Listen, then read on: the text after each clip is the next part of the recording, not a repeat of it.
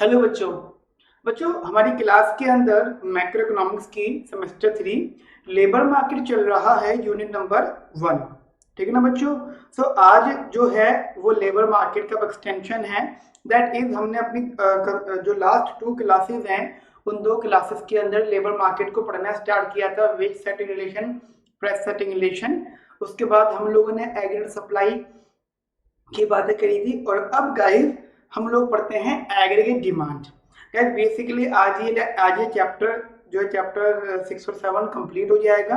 Then उसके आगे हम लोग फिर दूसरा कंसेप्ट स्टार्ट करेंगे। ठीक है गाइस। गाइस मेरी बात समझना। अभी ब्लैंक चार्ट जो आप रीडिंग पढ़ रहे हो, तो ब्लैंक चार्ट के अंदर गाइस बेसिकली मैं जस्ट आपको कंपैरिजन बता रहा हूँ। ब्लैंक चार्ट के अंदर गाइस बेसिकली आपने आईएस इक्वेशन पढ़ी है, मतलब मेरे साथ में एलएम इक्वेशन पढ़ी है, एग्रीगेट डिमांड पढ़ा है और एग्रीगेट सप्लाई पढ़ा है। अब मैं आपको क्लियर बताता हूँ, आपने एडी नहीं पढ़ा, वो आज आप एडी पढ़ लोगे। डिस्कशन ये है कि यही सब चीजें आपने सेमेस्टर 2 में डॉन बुश में भी पढ़ी थी। ठीक है जी। डॉन बुश में भी गाइस आप लोगों ने ये सब चीजें पढ़ी थी डॉन बुश के अंदर। बट बेसिकली था क्या, डॉन बुश में आईएस इक्वेशन थी, एलएम इक्वेशन थी, एडी था, एएफ था। लेकिन गाइस दोनों में जब सेम कंसेप्ट है ना, तो दोनों के गाइस कंसेप्ट बेसिकली पैरामीटर्स बदल गए। क्या क्या मैं आपको छोटी सी चीज बताता हूँ। डॉन बुश में कोई भी डायग्राम बनता था वो स्ट्रेट लाइन बनता था, लाइन लीनियर होती थी, लीनियर। लेकिन ब्लैंक चार्ट में गाइस कोई भी डायग्राम बनना है वो कर्व बनना है। That means what, dynamic. समझ रहे मेरी बात आप लोग। ब्लैंक चार्ट के अंदर डायनेमिक डायग्राम्स हैं और इसके अंदर डॉन बुश में guys linear straight line diagrams है। तो थोड़ा सा मैं आपको कंपैरिजन बता देता हूँ आईएस एलएम इक्वेशंस का। आईएस इक्वेशन ब्लैंक चार्ट में और डॉन बुश में। डॉन बुश में जो आईएस इक्वेशन का ड्राइव होती है वो basically y is equals to alpha G A bar minus का बी आई। अब देखो आप बोलोगे सर ये कहाँ से लिखी है आपने। बच्चा ये आपके सेमेस्टर 2 का पार्ट है। अगर आपको याद हो सेमेस्टर 2 का आईएसएलएम, जैसे कि ये रीजन था कि मैंने आईएसएलएम स्टार्ट नहीं किया पढ़ाना, मतलब बेसिकली यूनिट नंबर 1 का डॉन बुश को पढ़ाना स्टार्ट नहीं किया। उसके लिए मैं आपको एक बार आईएसएलएम का ओवरव्यू भी दूंगा। बट बेसिकली अगर आप भूल भी गए तो मान लो ये आईएस इक्वेशन होती है।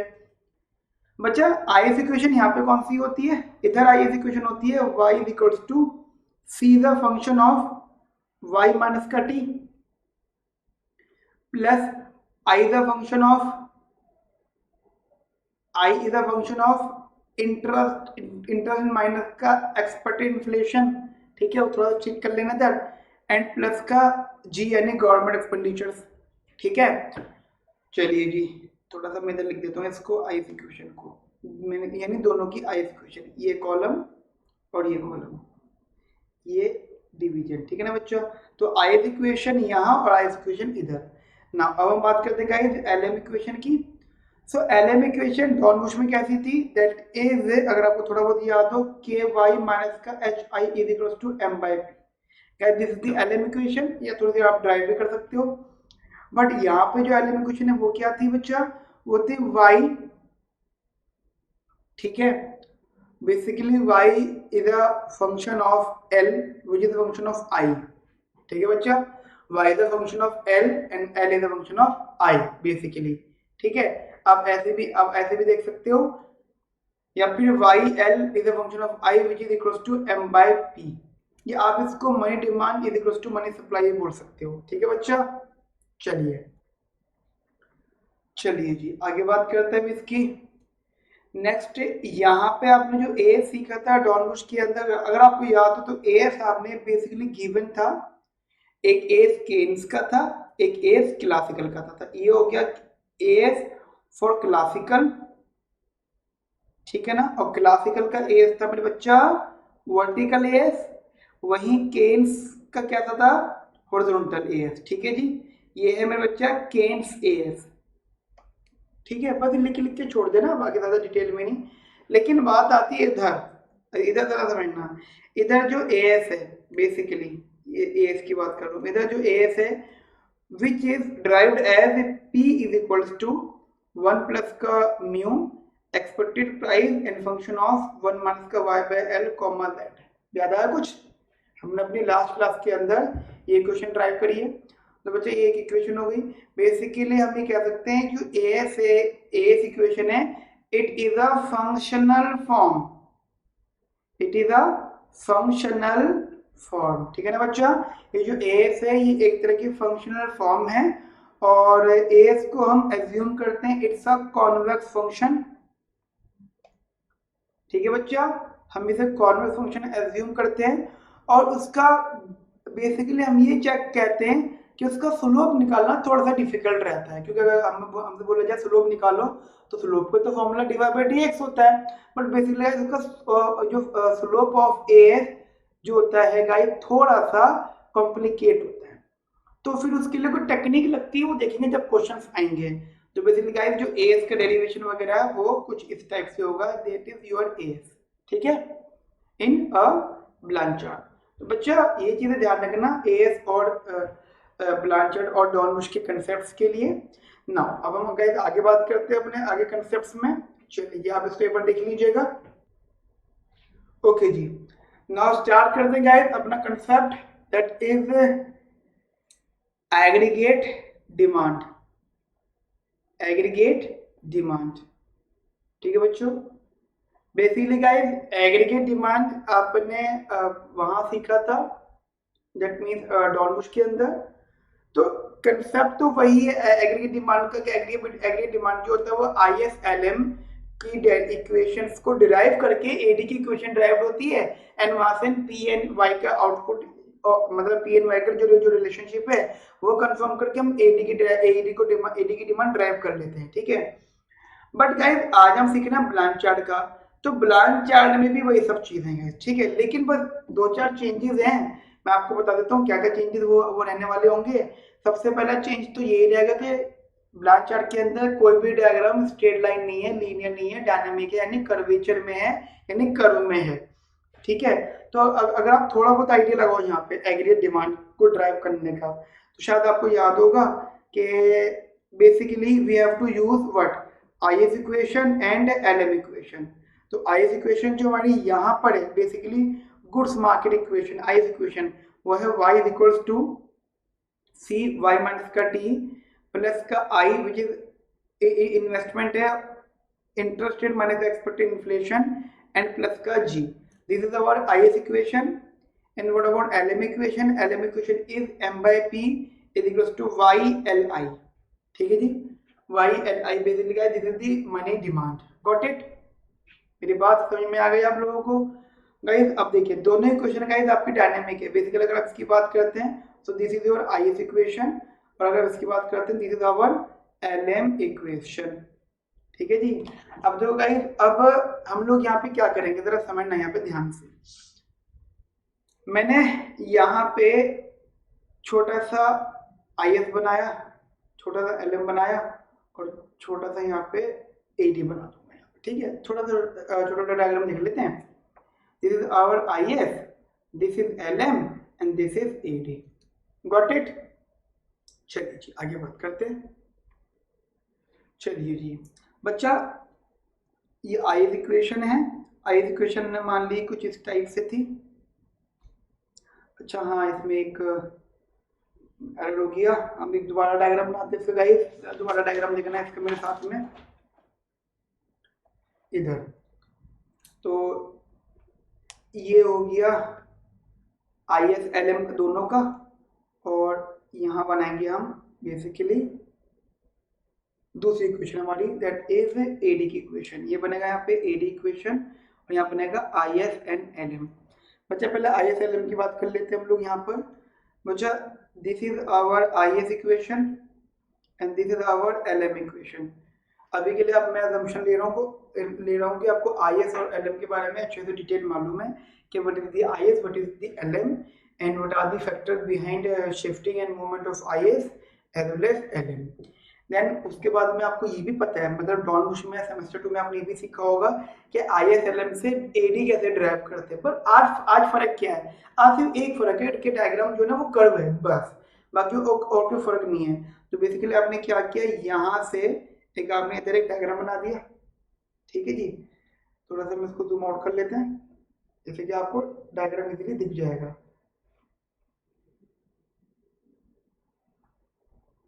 ठीक है जी, चलिए जी, चलिए देख लेते हैं यहाँ पे। तो बच्चा ये आपका इक्विलिब्रियम पॉइंट आया, ये that is I, that is Y, और इसी का सिमिलरली नीचे आया वाई।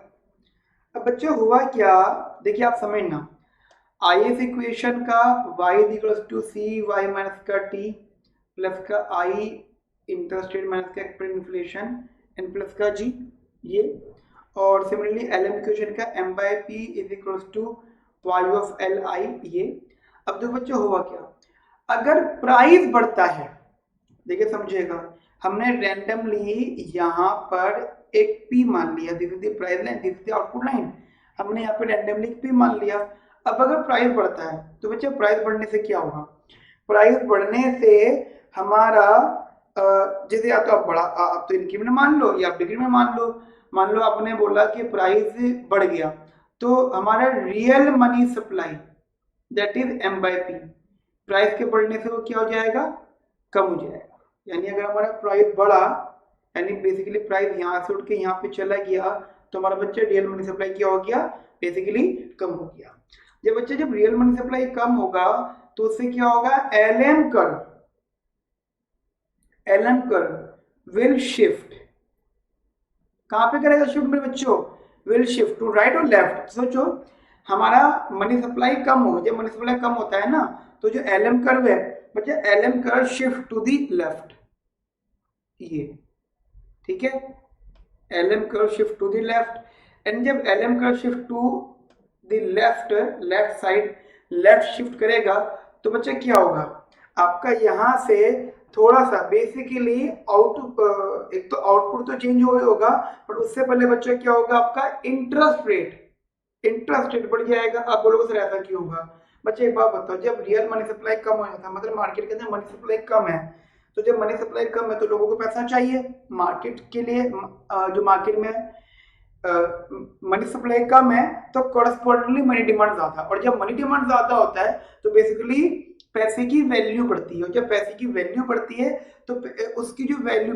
बट इंटरेस्ट रेट बढ़ जाएगा, उसका मनी का जो वैल्यू होता है वो इंटरेस्ट रेट होता है, क्योंकि मनी डिमांड, जब लोग मनी डिमांड करेंगे तो मनी की डिमांड करने का मतलब हो जाएगा वो हाई इंटरेस्ट रेट पे करने के लिए तैयार होंगे, क्योंकि ऑब्वियस बात है, क्योंकि मार्केट में पैसा नहीं है। जब कोई चीज की सप्लाई कम होती है तो उसका प्राइस बढ़ता है, and price of the investment is what, price of the investment guys that is interest rate. जब इंटरेस्ट रेट बढ़ेगा तो क्या होगा जी, इंटरेस्ट रेट बढ़ने से कुछ लोग, मार्केट के कुछ लोग जो है इन्वेस्टमेंट से पीछे हटेंगे। क्यों, क्योंकि उनको हाई अमाउंट पे करना पड़ रहा है। जब वो इन्वेस्टमेंट से पीछे हटेंगे बेटा, तो मार्केट का कुछ ना कुछ प्रोडक्शन लेवल या मार्केट का आउटपुट लेवल गाइस कम हो जाएगा। जब वहां यहाँ पे गाइस वाई कम होगा, मान लो ये, तो ये वाई इधर कम हो जाएगा पीछे की साइड, यानी आप इसको यहाँ ड्रॉ कर दो इधर की तरफ, देखिए इधर। तो आप इन दोनों पॉइंट, अब सोचो जब ये वाला आउटपुट था तो ये वाला प्राइस था, जैसे ही प्राइस बढ़ा आउटपुट कम हो गया, तो बच्चों ये दोनों, ये पॉइंट और ये पॉइंट, इन्हें ज्वाइन कर दो आप बच्चों, this is the aggregate demand. तो basically aggregate demand suggest there is a inverse relationship between price and output. ठीक है ना बच्चा, आई होप आप लोग समझ गए होंगे। ये इंपॉर्टेंट इक्वेशन थी।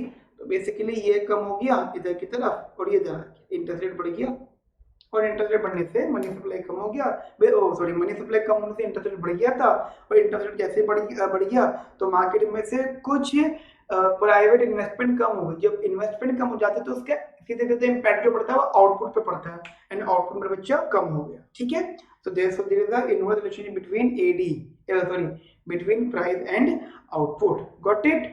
चलिए बच्चा, अब आप थोड़ी सी रिलेटेड आप समझ में आ गया होगा, आप इसको कहीं थोड़ी थ्योरी लिख लीजिए। ठीक है, लिखिए aggregate demand curve explains relationship between, मैं रिपीट कर देता हूं, aggregate demand curve explains relationship between journal price level and output level, journal price level and output level, where both goods market where both goods market and money market are in equilibrium simultaneously. मैं repeat कर देता हूँ guys, where both goods market and money market are in equilibrium simultaneously. Got it? चलिए जी next paragraph में लिखिएगा, simultaneously equilibrium is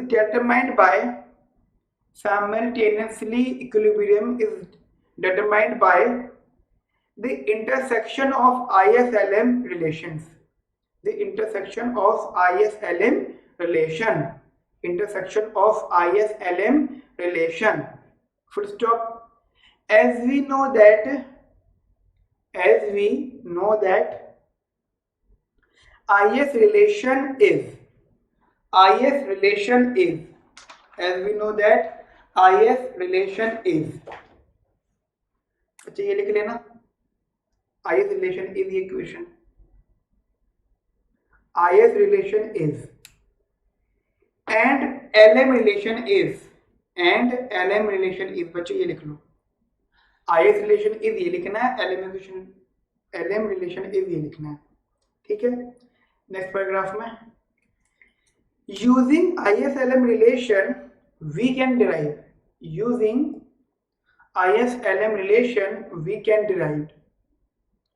repeat कर देता हूँ बच्चों, using ISLM relation we can derive AD curve, which is negatively sloped, got it? मैं repeat कर देता हूँ, which is negatively sloped, full stop. This is because as price level increases,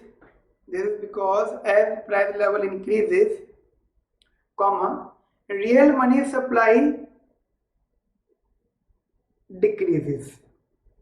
supply decreases, ठीक है। मैं रिपीट कर देता हूँ, price level increases, real money supply decreases, and LM curve will shift to the left,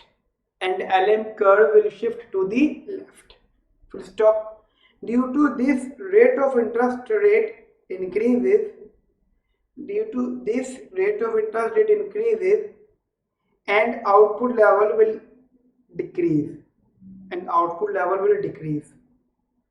therefore we can write the AD relation as,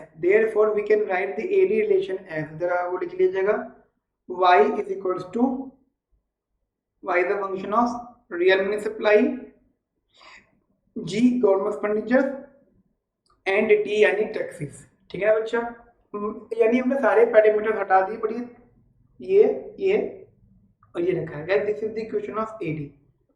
बच्चों हम लोग डॉनबुश में तो स्लोप भी निकालते थे, डेरिवेशंस भी पूरा करते थे, पूरा तामझाम करते थे, बट गाइस हम यहाँ पे इसको गिवन मान लेंगे, ठीक है ना बच्चों? आपको मेरी बात समझ में आ गई, एडी की डेरिवेशन।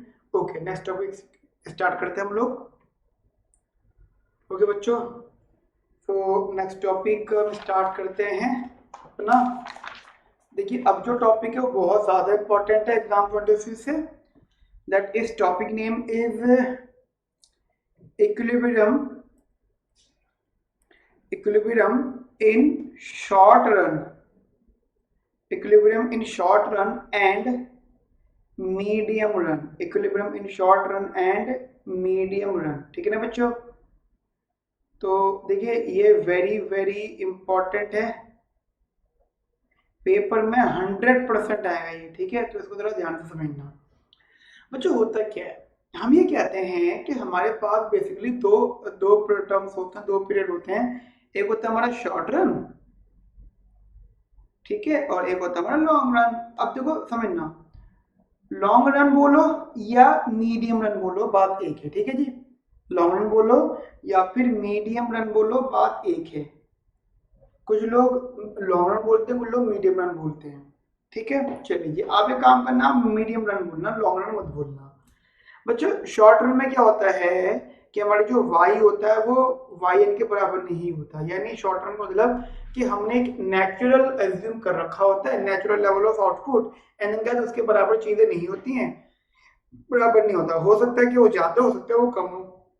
लेकिन जब ये ऐसा होता है तो इसका मतलब ये भी हो जाता है गाइस कि जो आउटपुट है वो अनएम्प्लॉयमेंट है वो भी not equal to natural rate of unemployment होगा, जो एम्प्लॉयमेंट है वो भी not equal to natural rate of unemployment होगा। सिमिलरली जो price is not equal to expected price. समझ रहे मेरी बात आप लोग?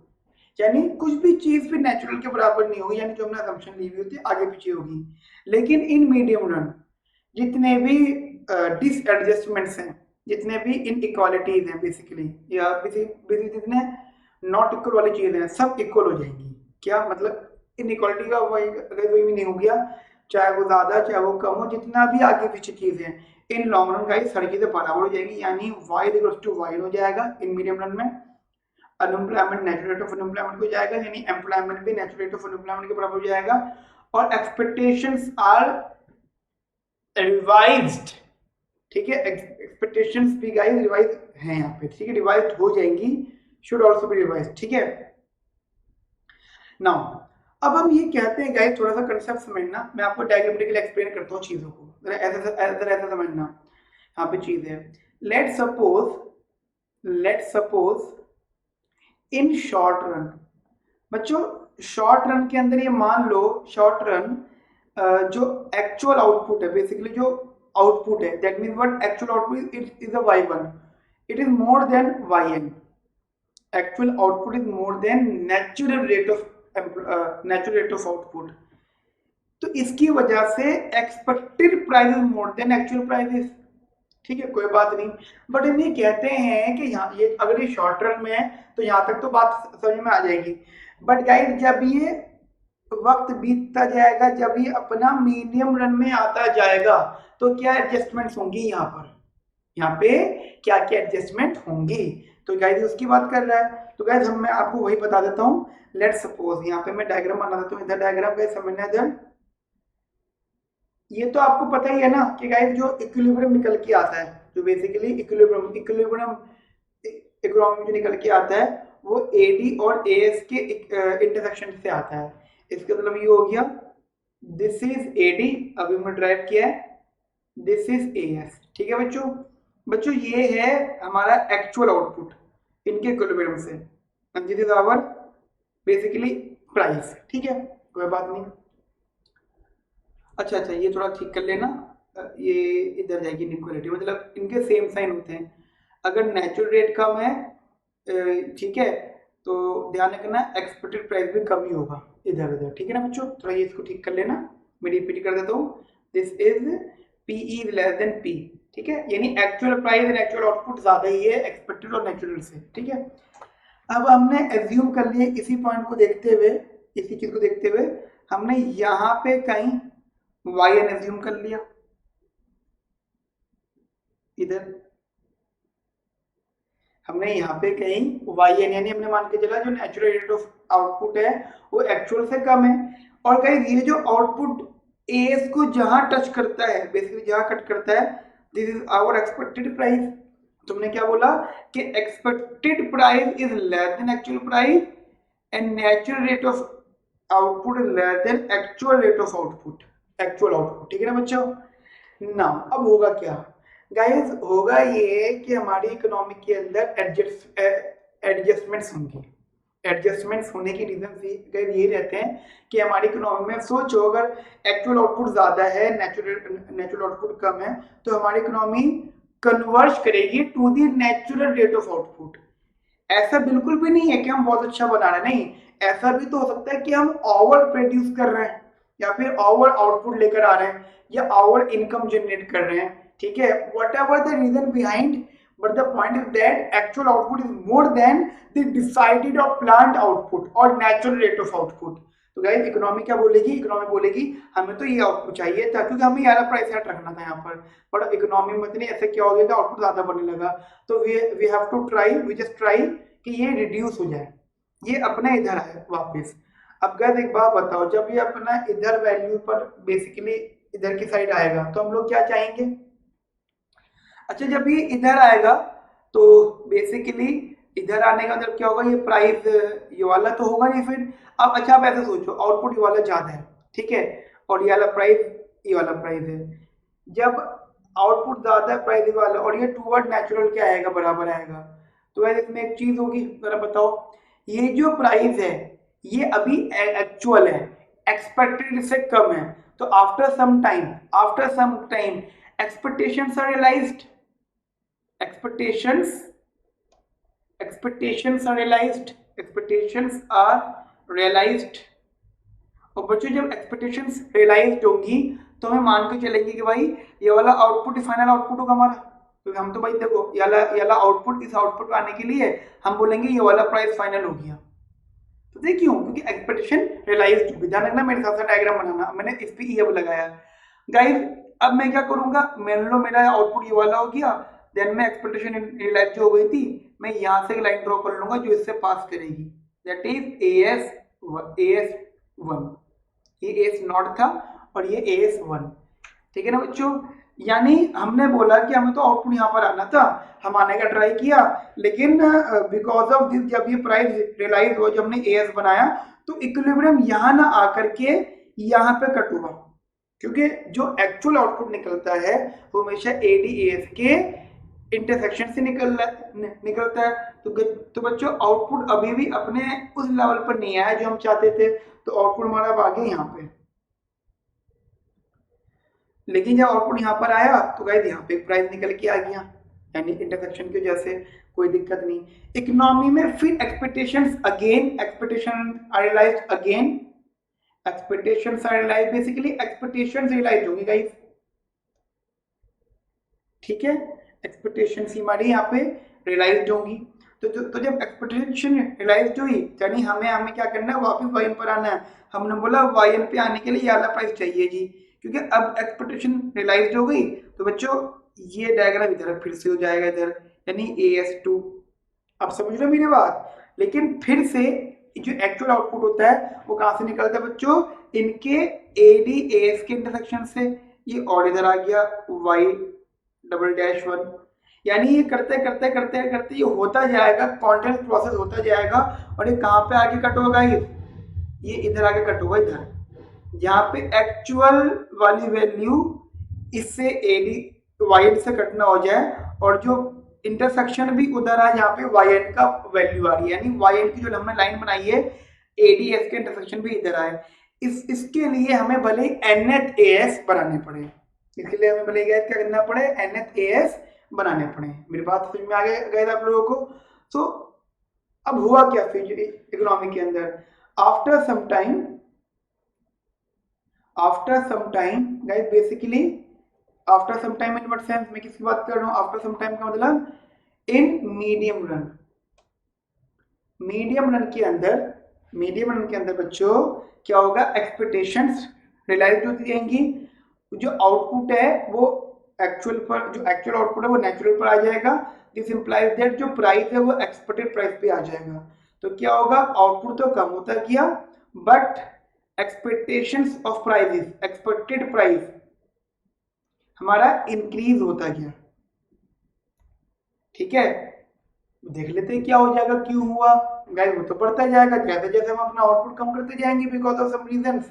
बेसिकली हम अपनी चीजें गाइस AD तो फिक्स्ड है बट हम AS कम करते जाएंगे। तो सोचो एग्रीगेट सप्लाई हम कम करते जा रहे हैं, इकोनॉमी के अंदर सप्लाई कम करते जा रहे हैं। तो जब सप्लाई कम करते जा रहे हैं तो जो गिवन स्टॉक है, क्योंकि डिमांड रिमेन सेम, सप्लाई कम हो रही है, तो जो गिवन स्टॉक है गाइस उसकी डिमांड उसकी बेसिकली एक्सेस डिमांड हो जाएगा या फिर डेफिशिएंट सप्लाई। तो डेफिशिएंट सप्लाई की वजह से उसका प्राइस बढ़ता जाएगा एंड बढ़ते बढ़ते बढ़ते उसका प्राइस बहुत हाई हो जाएगा। यानी अगर हम अपनी इकोनॉमी के अंदर आउटपुट को कम भी करेंगे तो गाइस इसका वेरी हाई प्राइस हम लोग गाइस बहुत अच्छा खासा बहुत हाई प्राइस इसका फेस करेंगे।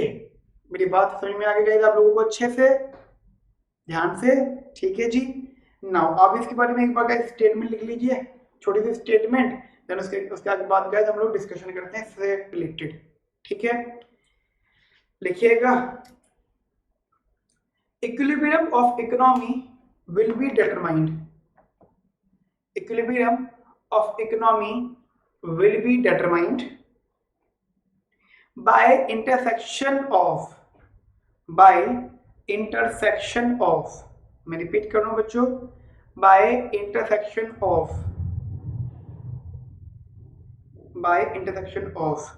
बच्चों मैं एक चीज़ और कर देता हूँ, एक बार आप लोग ना कुछ बच्चे कहते हैं कि सर हमें जब आप बोलते तो वो पेज बिल्कुल हमारे सामने ऐसे कर दीजिए करिए, दिस इज द पेज, ठीक है। वो थोड़ा सा हमारे ये छोटा रीजन है इस वजह से, ठीक है। आपने क्या लिखा, मैं रिपीट कर देता हूँ, by the intersection of AD and AS या फिर AS and AD curve, full stop. In short run, in short run, comma, output level can deviate from, output level can deviate from natural level, repeat कर देता हूँ, output level can deviate from natural level, comma, so actual price level can also deviate from, so actual price level can also deviate from expected price level, expected price level, ठीक है जी, full stop. नीचे लिखना जी, ए AS relation is, AS relation is, AS relation is, AS relation is। बच्चों मैं आपको बता देता हूँ AS relation की इक्वेशन, AS relation की इक्वेशन गाइस क्या होती है, P is equals to PE f of 1 minus का y by L comma z into 1 plus का mu, guys this is the AS equation, got it, ठीक है जी। AS relation and AD relation is, and AD relation is y is a function of m by p g and t, ठीक है। and AD relation is, and AD relation is, ठीक है जी। ये next line में लिखिएगा, in the given diagram या from the above diagram, आप कुछ भी कह सकते हो, given diagram actual output is more than, actual output is more than, actual output is more than natural level of output, natural level of output, natural level of output, full stop। So actual price level is greater than, so actual price level is greater than expected price level। मैं repeat कर देता हूँ, actual price level is greater than expected price level, full stop।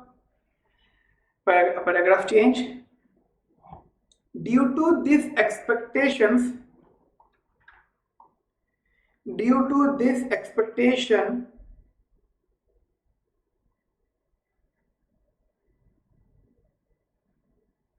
Due to this, अच्छा due to this के बाद क्या करना है, कॉमा करना, due to this comma expectation will be revised upward, थोड़ा स्टेटमेंट ये है, मैं रिपीट कर देता हूँ, due to this comma expectations, expectations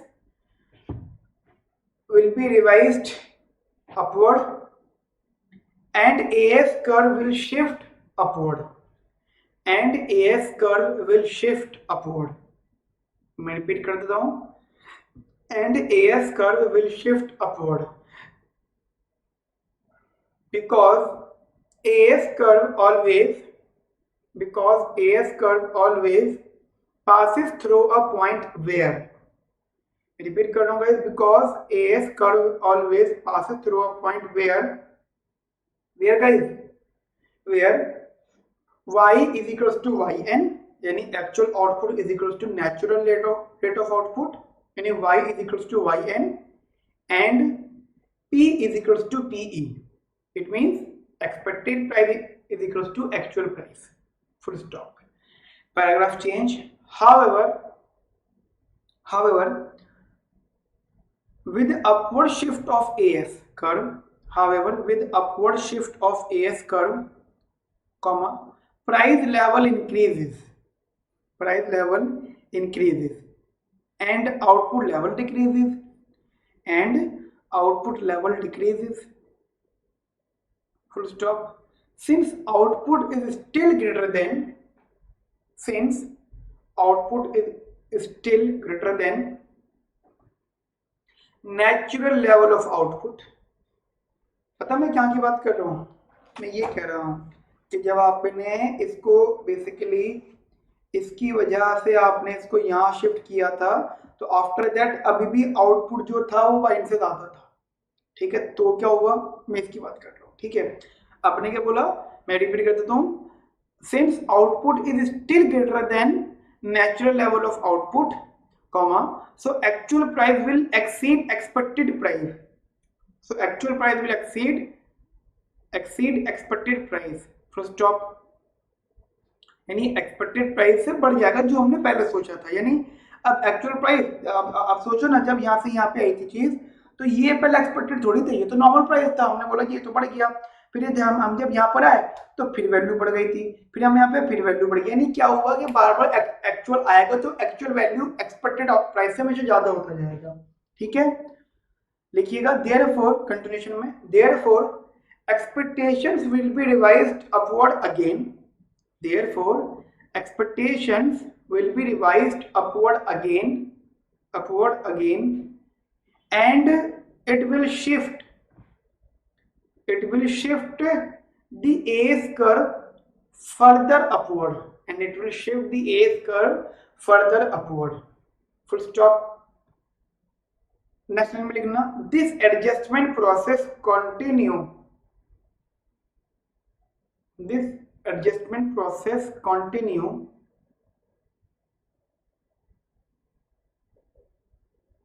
till that level of output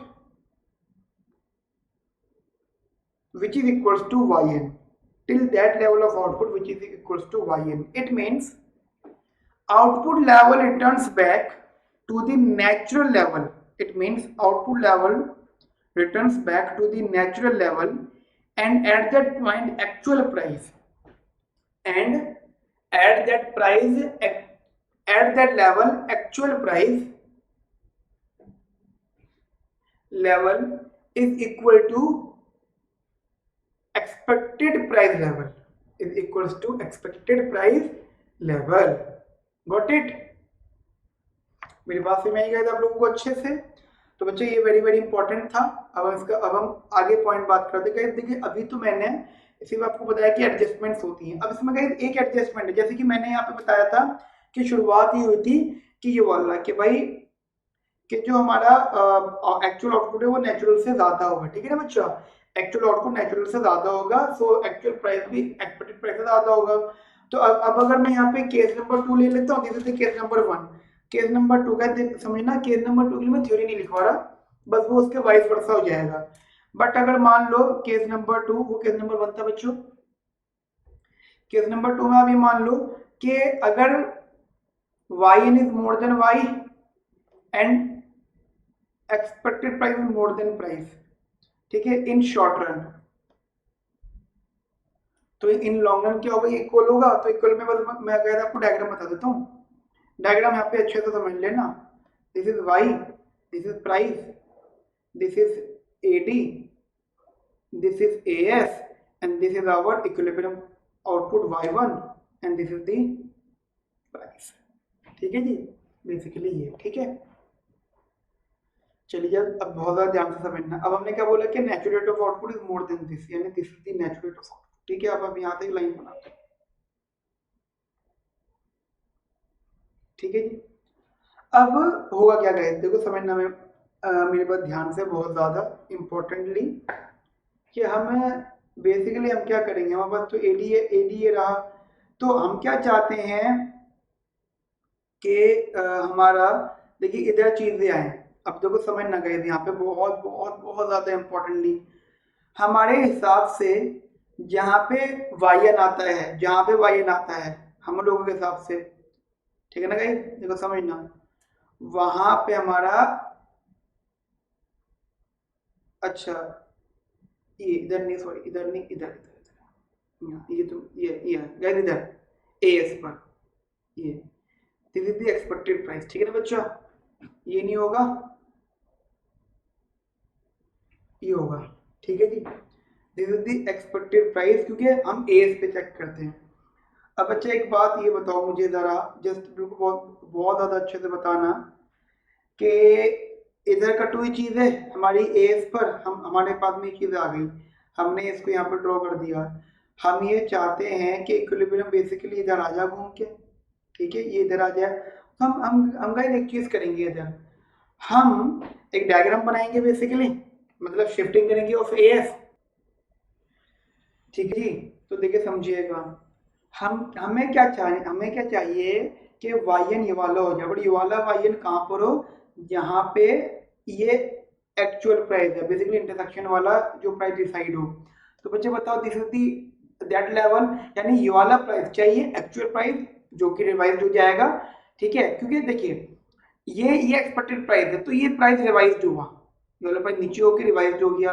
तो हमने क्या करा, यहाँ से एक एस ड्रॉ कर दी, जैसे कि आपको पता है एस इस पॉइंट से ड्रॉ हो गई एस1, चलिए ड्रॉ कर लो। लेकिन जब हमने इसको ड्रॉ किया तो कहीं देखिएगा प्राइस और कम हो गया, क्योंकि जो एक्चुअल आउटपुट निकल के आता है, आउटपुट ये हम चाहते थे यहाँ पर है, बट कहाँ पे आया गाइस, इधर आया, ये प्राइस डिसाइड हो गया, this is the price, this is the y1 dash, फिर फंस गए। हम क्या करेंगे, प्राइस तो ये वाला हो गया गाइस, ये वाला प्राइस फिर से रियलाइज हो गया, जो वाला प्राइस फिर से रियलाइज हो गया, तो यहाँ कट हो गया। फिर हमने यहाँ से एक डायग्राम और बनाया एएस का, अब समझ रहे हो मेरी बात, AS2, यानी फिर ये कट हुआ, तो अब देखो अभी ये वाला प्राइस आ गया, ये बिल्कुल बहुत माइनर सा चेंज आया, this is the price and this is the basically equilibrium, ये इधर वाला y1 डबल डैश, यानी बेसिकली हम ये फिर प्राइस रियलाइज हो गया, तो ये फिर इधर हो गया। करते करते गाइस ये शिफ्ट होता जाएगा, प्राइस रिवाइज होता जाएगा, और कहाँ तक रिवाइज होगा मेरे बच्चों, जब तक NHAS ड्राइव ना हो जाए। कब तक, जब तक NHAS ड्राइव ना हो जाए, यानी NHAS ड्राइव पर होने पर कि हमारा जो और जो प्राइस होगा बेसिकली इधर कट हो जाएगा, यहाँ पर ये वाला price, this is the price expected price जो एक्चुअल प्राइस के बराबर हो जाएगा, और हमारा दिस इज द आउटपुट जो हमारा नेचुरल रेट ऑफ आउटपुट के बराबर हो जाएगा। Got it? मेरे ख्याल से इसमें बहुत ज्यादा चेंजेस नहीं थे, आपको आप इजीली समझ सकते हो चीजें वाली, अच्छे से इसको ड्रॉ कर लो। मैं तो चलो थोड़ा गंदे से ड्रॉ करता हूँ, आप थोड़ा सा अच्छे से इसको ड्रॉ कर लीजिए, ठीक है ना बच्चा। बच्चे ये हमारा सिर्फ एक टूल हो गया, हमने एक जो है डायग्रामेटिकल टूल सीखा है। अब हम इसमें आगे सीखेंगे कि monetary expansion and physical expansion. तो गाइस आप लिख लीजिए monetary expansion and physical expansion, ठीक है जी, चलिए जी लिख लीजिए आप लोग guys. Okay friends, now topic है हमारा next, that is effects of monetary policy, effects of monetary expansion या monetary policy expansion, monetary expansion. बच्चों एक बात समझना मेरी बात बहुत ज़्यादा ध्यान से, जब हमारी इकोनॉमी के अंदर मॉनेटरी एक्सपेंशन होता है तो पहले बेसिक्स समझ लो। मान लो हमारे पास ये मनी सप्लाई है और ये हमारे पास मनी डिमांड है, ये मॉनेटरी एक्सपेंशन होता है यानी मनी सप्लाई बढ़ता है तो ये चीज़ बढ़ जाती है, ठीक है जी। और जब बेसिकली मनी सप्लाई बढ़ता है ना, M/P बढ़ता है, तो आपका LM curve shifts to right, समझ रहे बात आप लोग, शिफ्ट्स टू राइट। तो बेसिकली राइट कह सकते हो, डाउन कह सकते हो, जिसकी वजह से हमारा बच्चा आउटपुट बढ़ जाता है। तो जब आउटपुट बढ़ जाएगा तो आउटपुट हमारा नेचुरल से ज़्यादा हो जाएगा, and which also imply that जो एक्सपेक्टेड प्राइस है बेसिकली पहले बराबर था, एक्सपेक्टेड प्राइस नॉर्मल प्राइस के बराबर था पहले, लेकिन अब वो ज़्यादा, वो बेसिकली वो कम हो जाएगा एक्चुअल प्राइस से, मतलब बेसिकली आप समझ सकते हो actual price is more than expected price. तो what is the concept behind that, हम यहाँ पे ये बताना चाहते हैं कि जब हमारी इकोनॉमी के अंदर मॉनेटरी पॉलिसी यानी मनी एक्सपेंशन होगा, मॉनेटरी एक्सपेंशन होगा, तो ISLM की इक्वेशन पे क्या इम्पैक्ट पड़ेगा, और साथ साथ हमारी ADAs का जो हमारा इंटरसेक्शन अमाउंट है उन पे क्या इम्पैक्ट पड़ेगा, ठीक है जी। तो जरा समझना ध्यान से गाइस इधर, तो मैं डायग्राम बना देता हूँ आपके। तो पहले तो मैं बताऊंगा ADAs पे क्या इम्पैक्ट पड़ेगा, और ADAs पे चेंजेस होने से हमारा दोबारा से नेचुरल लेवल ऑफ आउटपुट होने के लिए हमें क्या क्या स्टेप्स लेने पड़ेंगे। अभी वैसे आपको पता तो है कि हमारा अगर natural level of output affect हो जाता है बिकॉज ऑफ एनी रीजन, तो हम गाइस अपने एएस को शिफ्ट करते हैं। और एएस को कब तक शिफ्ट करते हैं? जब तक एएस हमारा एनएच आउट वो नेचुरल आउटपुट पर जो है वापस ना आ जाए, रिटर्न ना आ जाए। और गैस वो एएस जो होता है वो एनएच एएस भी हो सकता है, यानी लास्ट एएस, एनएच एएस, ठीक है। लेकिन हमारा पॉइंट ये भी है साथ साथ कि इसकी वजह से ऑब्वियसली बात है एक्सपेक्टेड प्राइस, बेसिकली जो प्राइस एक्सपेक्टेड प्राइस है वो रिवाइज होते होते होते होते बेसिकली आपके प्राइस रिवाइज होते जाएंगे, और प्राइस आखिर में नेचुरल लेवल पर आते आते हमारा प्राइस इतना ज्यादा अफेक्ट हो जाएगा जो पहले तो कुछ था ही नहीं बेसिकली, ठीक है। तो अब हम ये कहना चाहते हैं कि क्यों अगर हमारा आउटपुट नेचुरल पे वापस रिटर्न हो जाता है तो क्यों प्राइस नहीं हो पाता? तो गाइस देखिए समझना कि प्राइस जो है ना वो इकोनॉमी की डिमांड सप्लाई पर बेस्ड करता है, ठीक है। इकोनॉमी की डिमांड सप्लाई पर बेस्ड है, और प्राइस को अफेक्ट करने के लिए मल्टीपल फैक्टर्स होते हैं। आउटपुट के भी मल्टीपल फैक्टर्स होते हैं, बट आउटपुट इकोनॉमी के कंट्रोल में होता है। पर प्राइस जो है ना गाइस, यानी दैट मींस व्हाट, इन्फ्लेशन, वो इकोनॉमी के कंट्रोल में होते हुए भी कंट्रोल में नहीं होता। क्योंकि अगर कंट्रोल में होता तो फिर कोई भी कंट्री के अंदर इन्फ्लेशन नाम की चीज नहीं होती। क्योंकि इन्फ्लेशन कुछ लोग मानते बुरा होता है, कुछ लोग मानते अच्छा होता है, वो कुछ भी हो, बट इन्फ्लेशन फिर होता ही नहीं ना कभी भी, वो कंसेप्ट ही ना होता, ठीक है। बताने ना इन्फ्लेशन कंट्रोल में इतना ज्यादा नहीं जितना आउटपुट कंट्रोल में होता है। तो बेसिकली हम लोग यहाँ पर डायग्राम बना रहे हैं।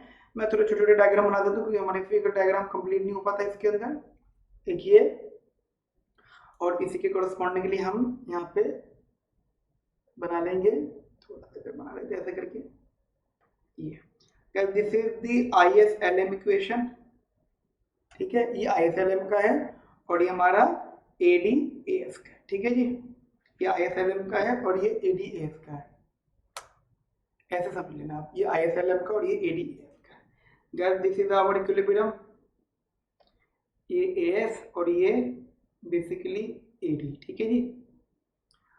This is the output, this is yn, and ये जो अमाउंट है this is our expected price, ठीक है जी, कोई बात नहीं।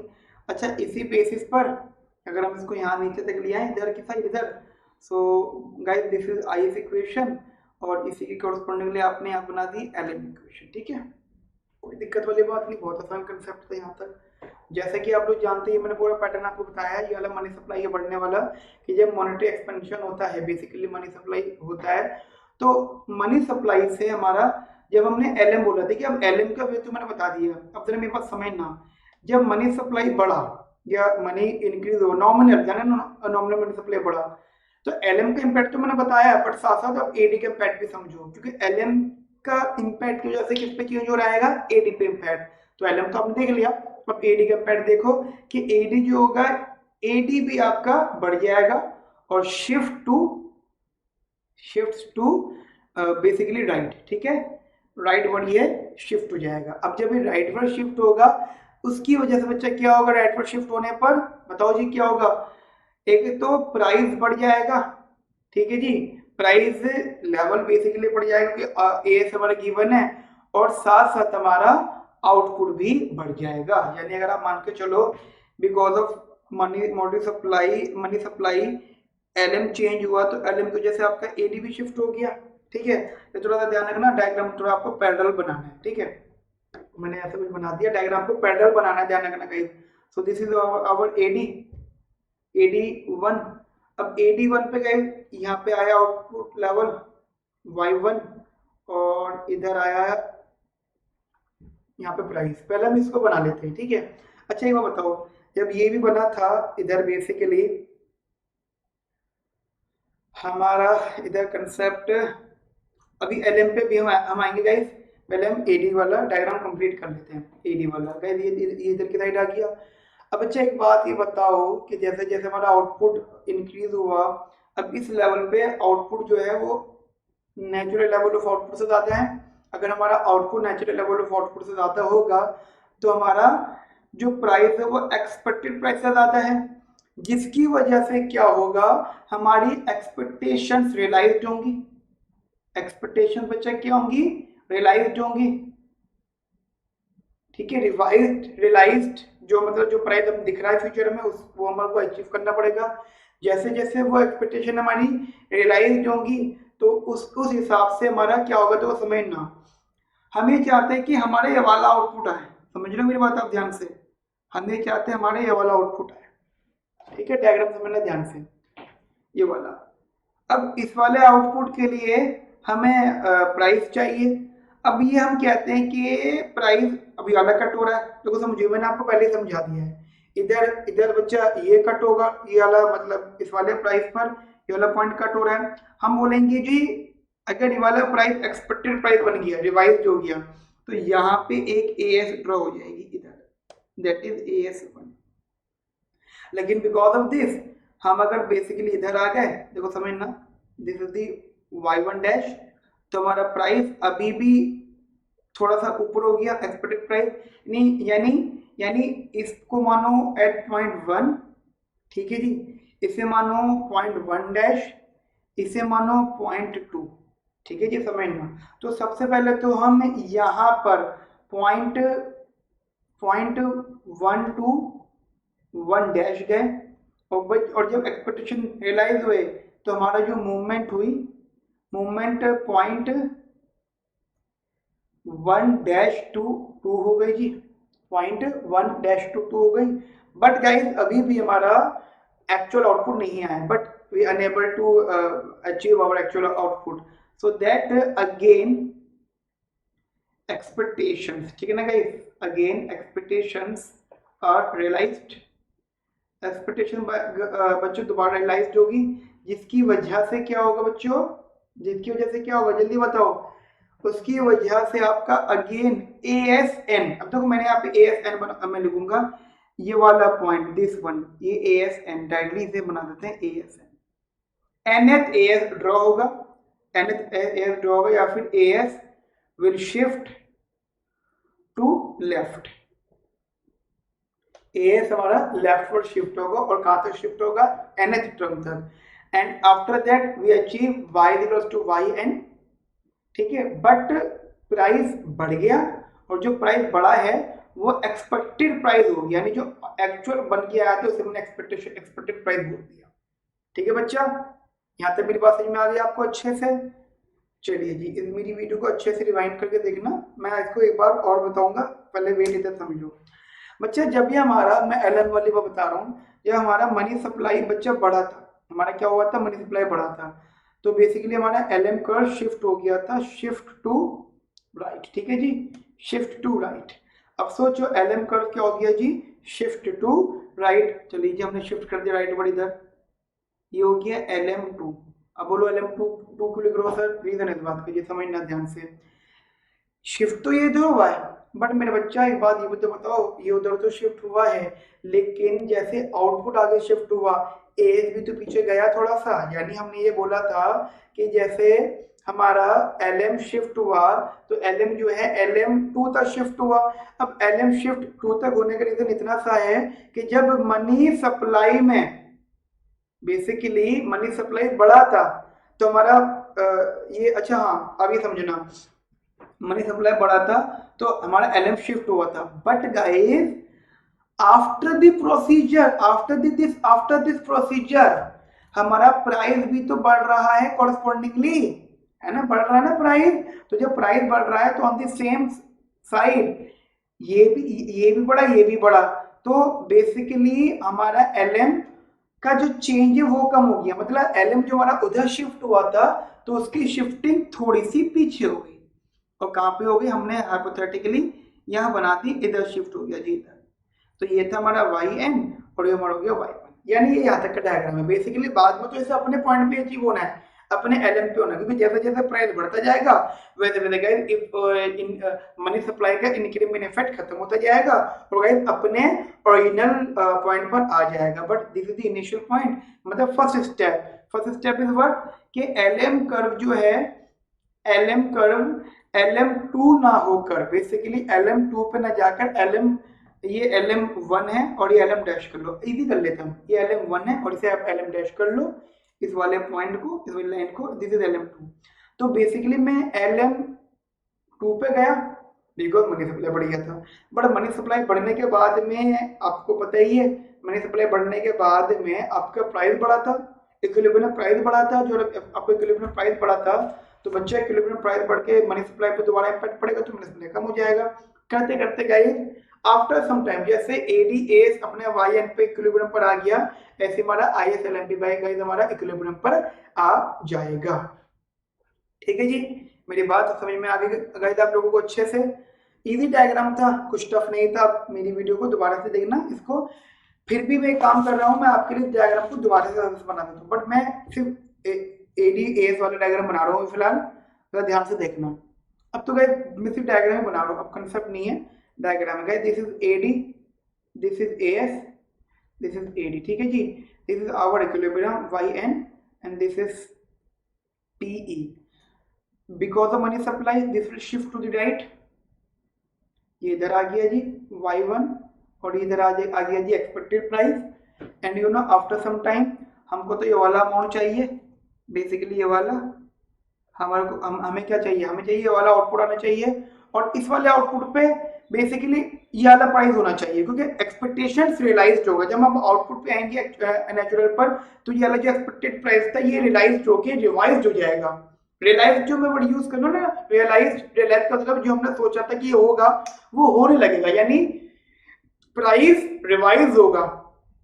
तो ये होगी, अब जब ये प्राइस रिवाइज होगा तो हमारी एएस यहाँ पे ड्रॉ होगा एक और, दैट इज AS1। लेकिन फिर से क्या हुआ, हमें आउटपुट इधर मिला y1 डैश, तो फिर से हमारा प्राइस ये आ गया, फिर ये रिवाइज हुआ, फिर हमने इस पर एक डायग्राम बनाया। अब समझ रहे हो, डायग्राम बनता जाएगा, फाइनल डायग्राम मेरे बच्चे यहाँ बनेगा ASN। ठीक है, और ये हमारा प्राइस बनेगा expected price final, and this is our output final वाला। Got it? इजी? अच्छा, वाला भी लॉजिक समझ में आ गया ना आपको कि क्यों ये बेसिकली क्यों ये एलएम वाला गैप कम हो जाएगा, क्योंकि जैसे मनी सप्लाई चेंज हुआ तो एलएम का शिफ्ट हो गया बढ़िया करके जैसा उसको होना था। लेकिन आफ्टर सम टाइम बेसिकली जैसे एलएम शिफ्ट होते ही एडी शिफ्ट होगा, और एडी शिफ्ट होते ही प्राइस इंक्रीज होगा, प्राइस इंक्रीज होगा तो रियल मनी सप्लाई कम हो जाएगा, रियल मनी सप्लाई कम होगा तो एलएम कर्व अपने वापस बेसिकली थोड़ा कम हो जाएगा। हाँ, अपने नेचुरल पर क्यों नहीं आएगा, क्योंकि आएगा तो अपने नेचुरल पर ही, लेकिन फर्स्ट स्टेप में, पहले स्टेप में एलएम जितना चेंज हुआ था उससे थोड़ा सा शिफ्ट इनवर्ड हो जाएगा। ठीक है जी, मेरी बात समझ में आ गई आपको अच्छे से? चलिए जी, एक छोटा सा नोट लिख लीजिए, यहाँ पर इंपॉर्टेंट टॉपिक था ये, लिखिएगा बच्चे इंपॉर्टेंट नोट यहाँ पर मैं बोल रहा हूँ। Monetary expansion means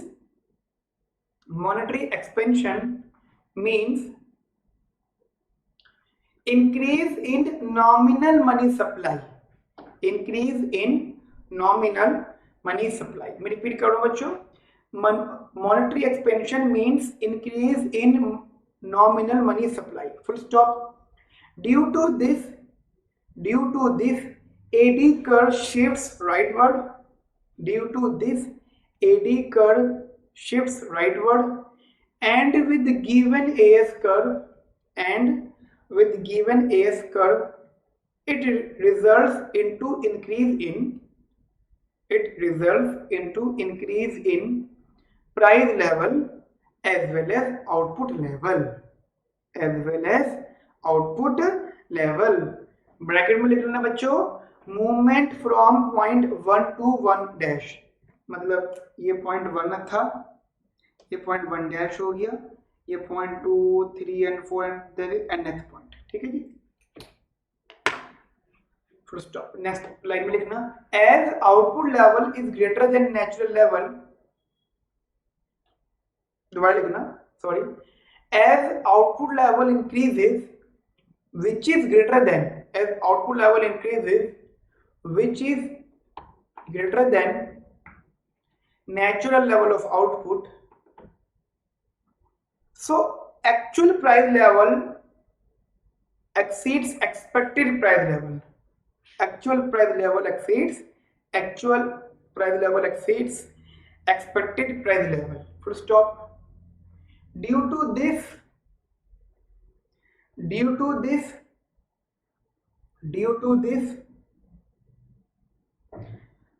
expectations will be revised upward, due to this expectations will be revised upward, मैं रिपीट कर रहा हूँ, due to this expectations will be revised upward, which consist upward shift in AS curve, which consist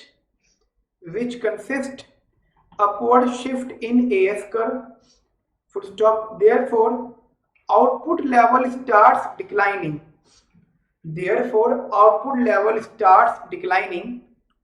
and it continues to decline, so that natural level of output is attained. Got it बच्चा?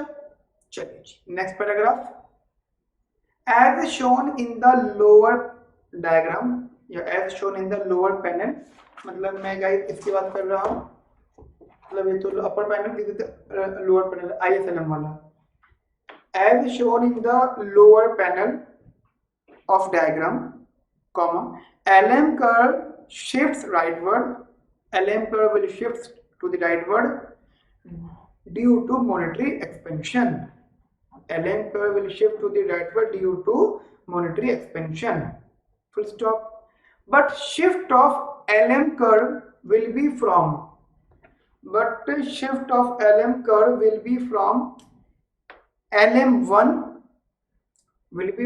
LM1 to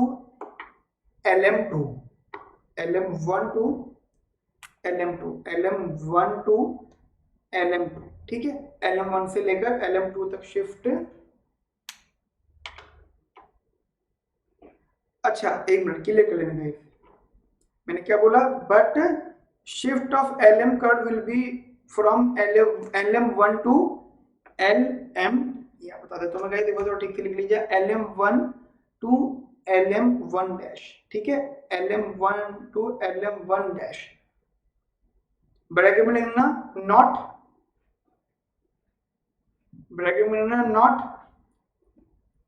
LM1 to LM2, ठीक है, not LM1 to LM2, ठीक है जी, full stop. This is because increase in money supply,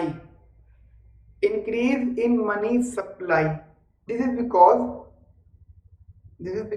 increase in price level। Guys मैं repeat कर देता हूँ, मनी सप्लाई नहीं करना, मनी सप्लाई कट कर देना, मैं रिपीट कर रहा हूँ गाइस अपनी बात, क्या मैं फिर रिपीट कर रहा हूँ, this is because increase in price level, ठीक है, increase in price level causes reduction in real money supply, causes reduction in real money supply, full stop। with continuous shift of AS curve, comma, price level increases and LM curve will shift to the left, ठीक है, मैं repeat कर देता हूँ, with continuous shift of AS curve, price level increases and LM curve will shift to the left। Got it? मेरी बात समझ में आ गई आपको गाइस अच्छे से? So guys, this is the concept effects of monetary expansion। तो गाइस नेक्स्ट टाइम देखते हैं अभी हमारा अगला टॉपिक, ठीक है, आई होप आपको ये समझ में आ गया होगा।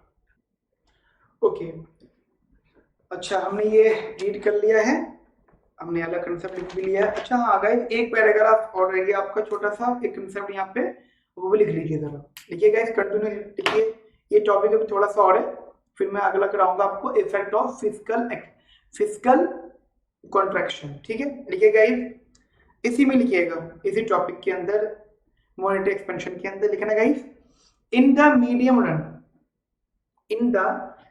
Run, comma, output returns back to natural level, comma, output returns back to natural level, full stop। so we can say that there is no change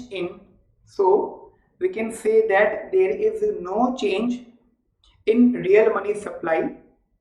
मैं रिपीट कर देता हूँ, we can say that there is no change in real money supply and it is possible only when increase in price is in the same proportion, when increase in price is in the same proportion of increase in nominal money supply, increase in nominal money supply। ठीक है जी, full stop, paragraph change. Therefore, in conclusion, we can say that, therefore, in conclusion, we can say that money is neutral in the medium run. Money is the neutral in medium run. Money is the neutral in medium run। ठीक है, continuation में, which means increase in nominal money supply, which means increase in nominal money supply will not affect any real variable, will not affect any real variable, will not affect any real variable like output or real money supply, like output or real money supply, full stop। But we must note that money is not neutral in the short run, money is not neutral in the short run। बच्चों ध्यान रखना, जो money supply है वो बढ़ा, जिसकी वजह से रियल मनी सप्लाई बढ़ी है, बट आफ्टर सम टाइम जब प्राइस बढ़ने लगे तो रियल मनी सप्लाई कम होने लगा। इन्हें अगर आप इनको दोनों को मिला दो तो money supply, real money supply का तो इम्पैक्ट ही नहीं आया। ठीक है जी, तो हम ये कह सकते हैं कि जो हमारा बेसिकली रियल मनी सप्लाई है वो हमारा जो है कोई इम्पैक्ट नहीं डाल रहा है, real money supply remains same, यानी real money supply neutral in the medium run, neutral होगा, but it is non neutral, but is not neutral in the short run, क्योंकि गाइस वो अफेक्ट होगा। ठीक है बच्चा, मेरी बात समझ में आ गई आपको अच्छे से। चलिए नेक्स्ट हेडिंग लिखना बच्चों, इधर heading name is effects of fiscal contraction, effects of fiscal contraction. ठीक है बच्चा, चलिए नेक्स्ट लिखते हैं हम लोग, इफेक्ट ऑफ फिस्कल कॉन्ट्रैक्शन।